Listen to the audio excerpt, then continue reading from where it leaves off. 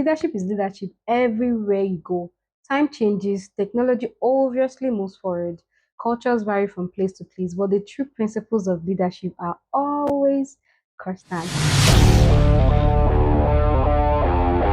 Hello guys, welcome back to my YouTube channel. My name is Chrissy, and in this channel we talk about everything books, faith, and reflections. I share my insights, I recommend books, and always help you to grow and enjoy reading. So you find yourself in this category, please hit the subscribe button right now and put the notification button. Let's head over to the matter of today.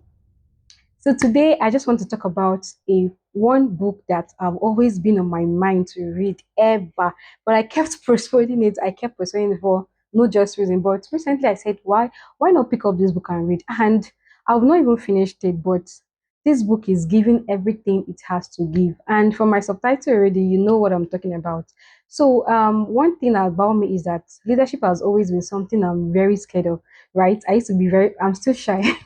I'm still a very shy person. I always want to be within. Always want to be inside. I don't want to be seen at the limelight. I don't want to be the spotlight looking at me, and like I just always like being. You understand? Until my NYC experience, like God, my NYC experience was something else. Anyway, if you want me to tell you guys about the NYC experience, let me know in the comment section. But for now, it's an entire video on its own. Let's head over to whatever we have to discuss today.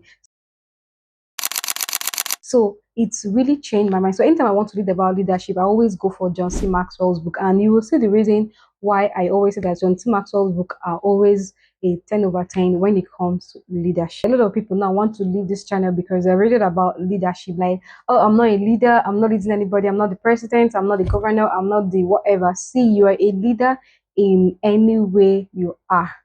I don't know whatever you are doing, but so far you own a business, you own a home, you own somewhere. You mustn't being a leader doesn't have to be that you are the president of Nigeria or you are the commissioner or you are this. No, even your home, you're a leader there. Even in that your small salon business, you're a leader there. Even in that your cell, even in that your department, whatever area, so far you are influencing people, you are a leader. So you need this video and you need to read this book.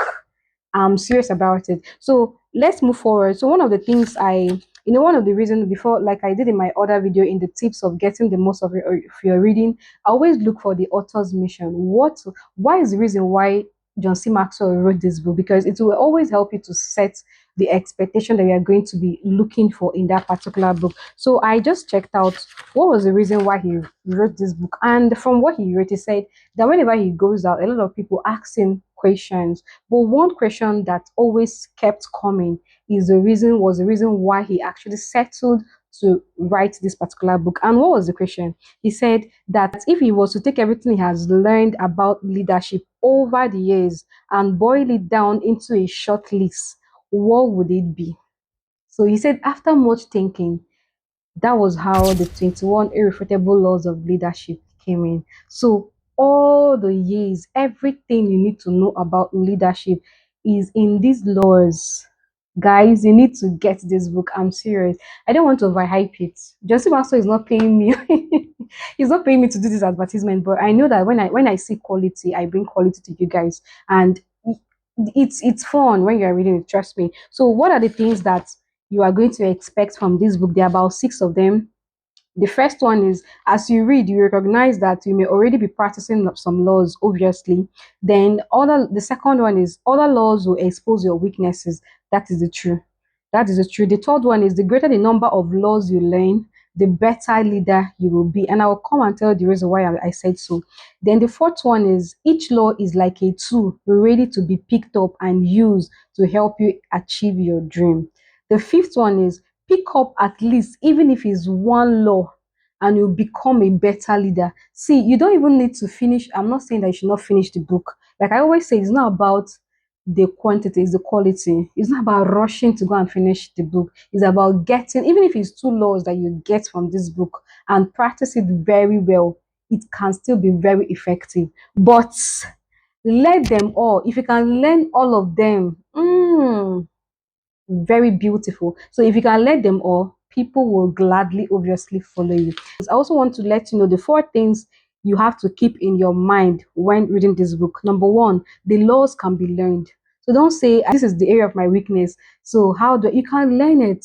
That's why the book is there for you to show you your weaknesses and also help you to learn. Number two, the laws can stand alone. Like I said earlier, even if you can get two, they're not attached to each other. If you can get two out of 21 laws, three, four, five, if you cannot get 21 over 21, perfect. So the laws can stand alone. The laws carry consequences. So if you are lacking and you don't want to improve, there is consequences. But if you're lacking and want to improve, there is always good consequences. Then final, the laws are the foundations of leadership. The final one is two people that this book is meant for. Number one, a follower who is just beginning to discover the impact of leadership.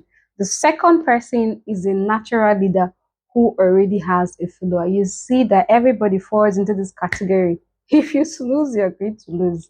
Before I go, I want to be sharing my thoughts on just one particular law. I don't want to talk about the whole laws, but if you guys want me to talk about it, you can still let me know in the comment section. But one law that's obvious, even John C. Maxwell said that anytime he goes for any leadership conferences, that is the first law he always talk about. That the law is like the foundation that makes every other law very easy. So if you can get this particular law I'm about to talk about, then every other law in that book will be very much easier. And what is that law? The law of lead.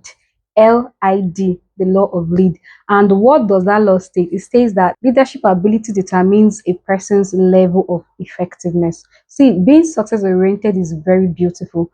Being innovative is very beautiful. But if you lack the right leadership ability, you will have only limited effectiveness or limited results. And the truth is, the higher you want to climb, the more you need leadership. Why? Because leadership is a multiplier. And one of the example that he used to illustrate this particular law, he said, if your leadership ability is on like eight level, there is no way your business or whatever thing you are doing has to range from number one to number seven. So what does that thing mean? It means that your business cannot outgrow your leadership ability. Why? Because your leadership ability is what controls and determines the effectiveness of your business. So the higher you increase your leadership ability, the higher your business and the more effective it is. And if your leadership ability is on four, you obviously know that your business or the effectiveness of your business is going to range from one to three, which is actually very, very poor. So you see the reason why I say that leadership is meant for everybody, because you need to increase, and that is the reason why a lot of times when an organization is not doing well, when the government comes in or whoever that comes in, the first thing they do is to sack the CEO. In this book, Jesse Maxwell told a story about how he met some set of leaders, and those leaders told him that anytime that an organization is experiencing some kind of bankruptcy, once they come in, the first thing they do is they tend to train the staffs up to standard. And then the second thing they do is to sack the leader, they sack the president of the organization, whoever that is the overall in charge, they sack him. So Jasuma was like, no, but that is very harsh. Like, you need to at least ask the leader, whoever that is managing the company, what is the challenges? Why is everything not the way it's supposed to be? They said no. Why? Because if he's actually doing what he's supposed to be doing, he's supposed to be rubbing up on the organization. So his leadership ability is very low. That's why the level of effectiveness in the company or the organization is actually very low. And when I was just reflecting on this the whole particular story, I just remembered one thing that just keep my mind is about football, because I don't really know much about football, but sometimes when I see guys playing football, they always tend to blame the coach.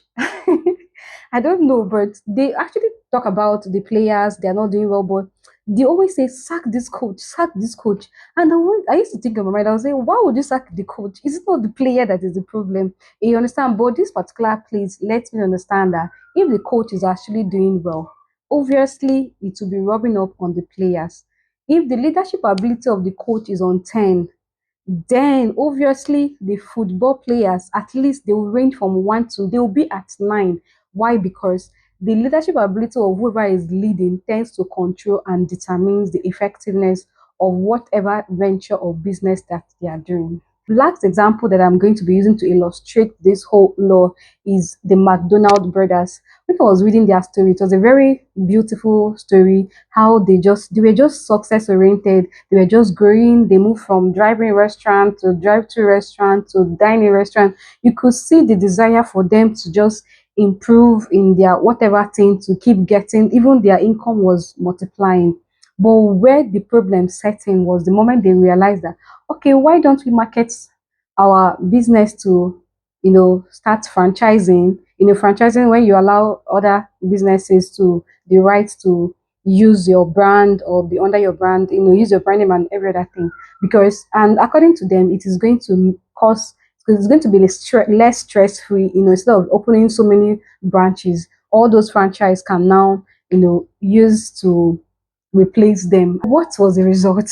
They realized that 15, they had 15 franchise, but only 10 out of 15 opened. That was very poor. They just couldn't keep on. A lot of, even there's a point I even had issues with one trying to use the name, and in a lot of stories was just coming in. But there was this very smart guy. His name was Ray Crocs. He said he visited the restaurant, and the moment he visited the restaurant, he just saw potential.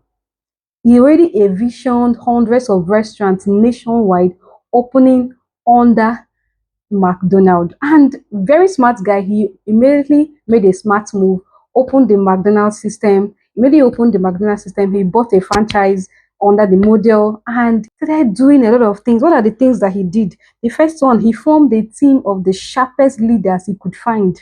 He formed the team of the sharpest leaders. He sacrificed personally. He gave up luxuries. Now that is a leader. He gave up luxuries, took no salary for 8 good years. Then he even borrowed money to pay key leaders. Then what did he now do finally? Very smart move. He bought the McDonald for 2.7 million. Now look at the difference between McDonald, when McDonald brothers were managing it, and when Ray Kroc started managing it. What was the difference?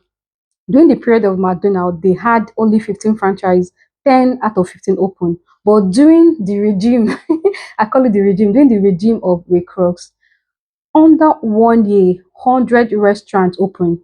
Under 4 years, 500 restaurants open. And obviously now we have more than 21,000 restaurants of McDonald's in over 100 countries.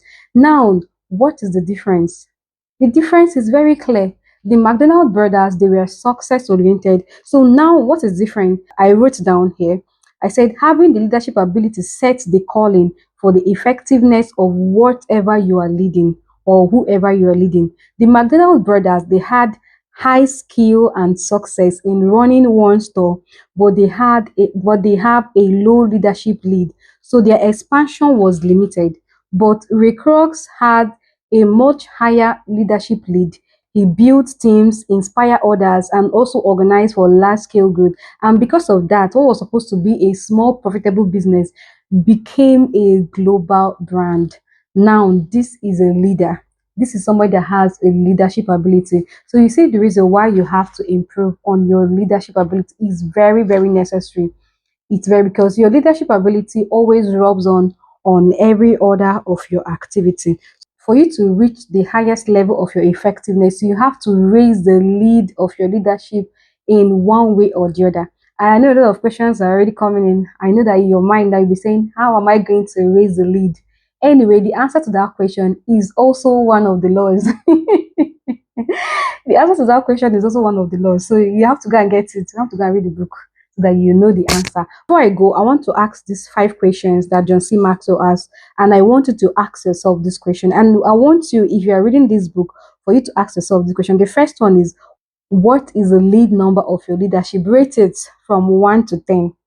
So if it's on 5, then you know that your business is below.